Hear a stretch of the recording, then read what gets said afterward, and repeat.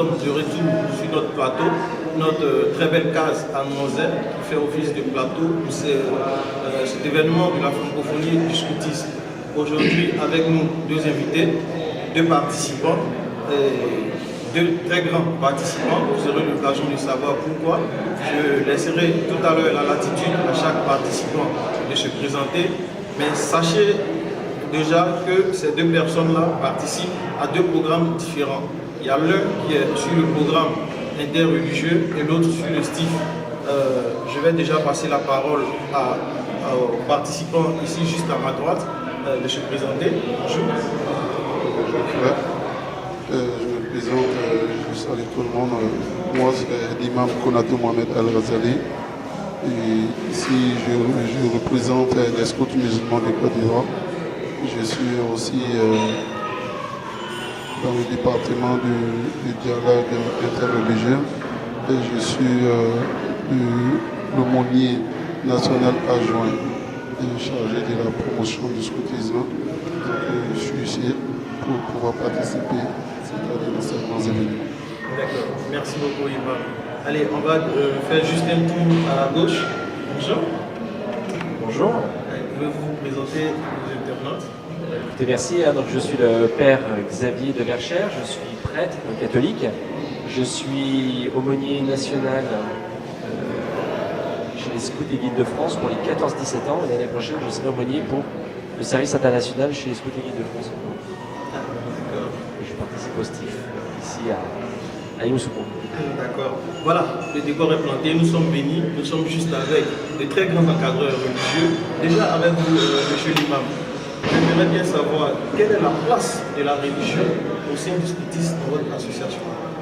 Merci pour cette question. Vous devez savoir que le scoutisme tourne autour du plateforme de la religion. Comme Badin Point nous disait chaque fois, il dit « Il n'est pas scout celui qui ne croit pas en Dieu ». Donc le scoutisme, c'est comment faire atteindre à la croyance de Dieu. Donc la réalité du scoutisme, c'est de mourir en soi et s'élever en Dieu.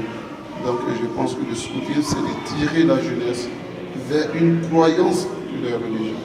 Donc pour nous, on ne peut pas faire le scoutisme en mettant la religion derrière. Le scoutisme et la religion, c'est le centre de toutes nos activités dans le scoutisme. C'est la synthèse de l'enseignement du scoutisme. Servir Dieu, son pays, son prochain.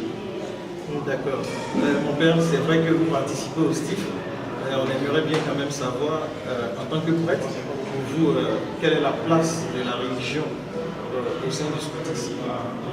Donc, comme l'a dit l'imam, cette place elle est centrale parce que déjà Baden-Powell nous l'a dit. Et pour nous catholiques, le père Jacques Sevin qui a fondé le scoutisme catholique a considéré que la personne même de Jésus pourrait être inspirante pour des scouts. Il dit que Jésus est le premier scout.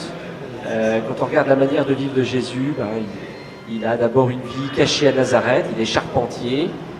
Les scouts aiment bien faire des cabanes, donc voilà. Et puis ensuite, à 30 ans, il part, il fonde un groupe avec 12 disciples, il est sur les chemins, il propage un message de paix et il est ouvert aux pauvres et aux petits. Et on pourrait dire d'une certaine manière, c'est un peu ça que font les scouts aujourd'hui. Ils sont appelés à être sur les routes du monde et ils vivent une spiritualité par l'expérience. Et cette spiritualité, en fait, elle s'adapte à différentes confessions religieuses. Et donc, la prière, elle trouve une place naturelle dans le scoutisme, la célébration, parce que d'abord, les jeunes, ils vivent une expérience ensemble, qui est aussi une expérience de foi. Être scout, l'esprit scout, vient toucher le plus profond de la personne. Et ce qui est au fond de la personne, c'est la dimension spirituelle, c'est son cœur. Donc forcément, la dimension spirituelle, elle n'est pas accessoire, elle est optionnelle, elle est au cœur du scoutisme. D'accord. Donc déjà, nous pouvons retenir que le scoutisme occupe une place très importante au sein de la religion. Oui, pour les catholiques, le scoutisme est apparu en 1920, donc il y a bientôt 100 ans, et c'est un mouvement qui a donné aussi beaucoup de vocations. Je pense à des vocations de religieux, de prêtres, mais pas seulement, aussi des vocations de laïcs qui se sont engagés dans la société, au service des autres, au service du bien commun, comme responsables politiques, comme chefs d'entreprise, comme engagés dans le domaine social et éducatif.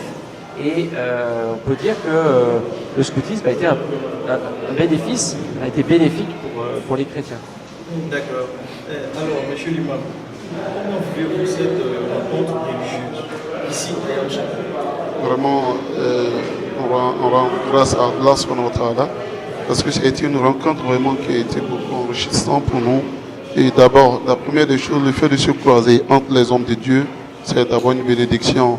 Parce qu'aujourd'hui, tout le monde est caché derrière les hommes de Dieu. Qu'on le dit ou pas, tout le monde se réfère aux hommes de Dieu. Donc aujourd'hui, pour pouvoir installer la paix et la cohésion sociale, si les hommes de Dieu, on la met ensemble, ils ont dans la même compréhension, ils ont la même orientation de pouvoir sauver ce monde-là, vous allez voir que tout va aller. Le fait qu'un musulman apprend que l'imam même, il est avec ses frères, prêtres et pasteurs, en train de chercher des solutions pour la jeunesse, pour apaiser les esprits. Tu vois que tous les musulmans vont se dire, ah, c'est une résolution qui va sortir, mais qui ne va pas laisser l'islam derrière. Parce que l'imam aussi va essayer de défendre la vision de l'islam selon l'apaisement, selon l'évolution de la jeunesse au milieu de ce monde.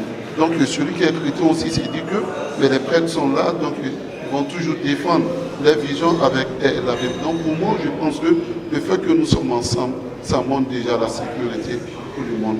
Et ça montre déjà l'évolution pour nos jeunes.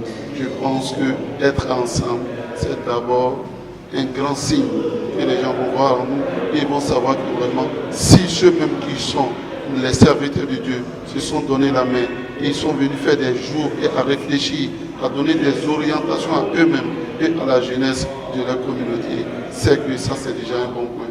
Je pense que ça ne va pas. D'accord.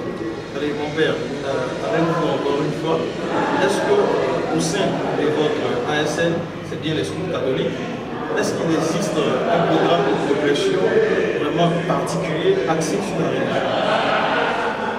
Pour toutes les tranches d'âge que nous avons, des louveteaux jusqu'aux compagnons, il y a toujours une proposition spirituelle qui est adaptée et qui se vit déjà par la promesse. Mais je pourrais dire ça aussi pour les autres confessions. La promesse est déjà une manière de s'engager à son âge et de respecter la loi scout. Et donc dans la loi scout, il y a cette idée de dire, eh bien, j'essaye de devenir ami de Dieu et j'essaye de répondre à mon Créateur qui m'a donné la vie. Donc les choses ensuite sont adaptées avec parfois une dimension de service. Les jeunes, ils organisent la prière au sein de leurs unités. Les jeunes, ils vont être des témoins auprès de leurs amis de classe. Et ils vivent donc leur spiritualité à leur façon, mais ils le vivent comme un scout. Le mot scout en anglais, ça veut dire éclaireur. Alors éclaireur, la lumière, c'est dans la Bible aussi. Être lumière pour les autres, c'est pas s'imposer à l'autre, mais c'est être un révélateur. Montrer qu'il y a des talents, montrer le chemin, être capable de lui indiquer la route.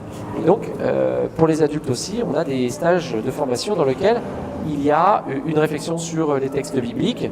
Je pense en particulier aussi à l'encyclique Laudato Si du pape François qui est sorti il y a 3 ans et qui a été un document fondamental pour comprendre nous comment les chrétiens nous engager comme scouts au service de la création. D'accord.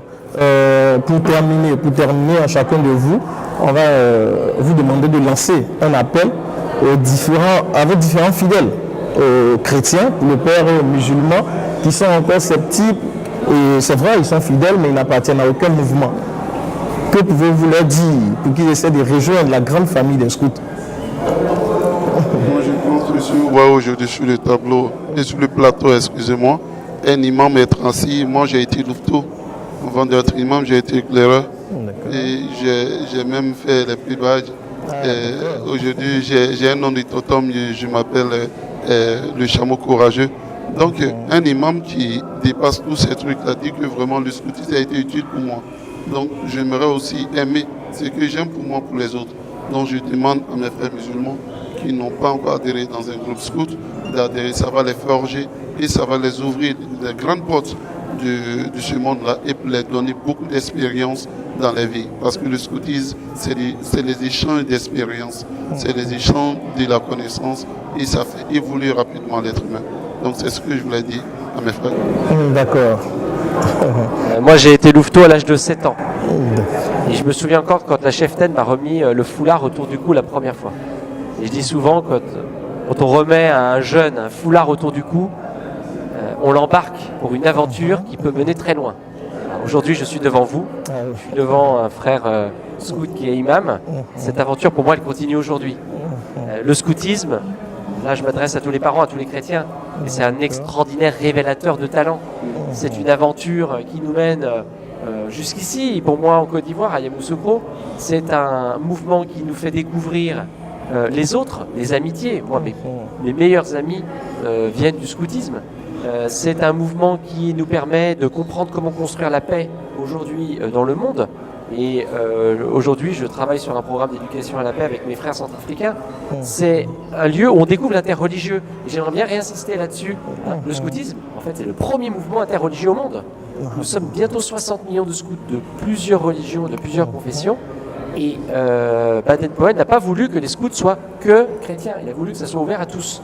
Et donc, c'est une chance pour le monde d'aujourd'hui d'éduquer nos enfants à cette ouverture universelle. Aujourd'hui, notre planète, notre petite planète bleue, c'est un grand village. Et dans un village, on va tous se connaître, on va apprendre à devoir tisser des liens. Et le scoutisme est pour moi une école de vie, une école de citoyens. D'accord. Voilà, ce fut quand même un plaisir pour nous de vous recevoir sur notre plateau. Mon père, c'est la première fois en Côte d'Ivoire? Non, c'est là. Je suis déjà venu souvent en Côte d'Ivoire. Ah, d'accord. J'ai été à Korogo 2 ans. C'est là que j'ai pris la décision d'être prêtre.